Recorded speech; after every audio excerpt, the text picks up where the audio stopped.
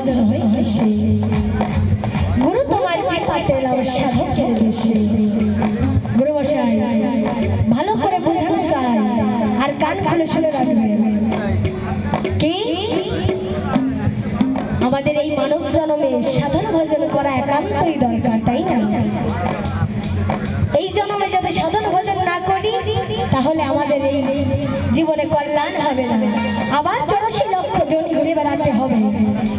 তাই কি বলেছে গুরু মশাই, আমরা কেমন করে সাধন ভজন করব এই কথাটা ভালো করে বুঝিয়ে বলে যাবে।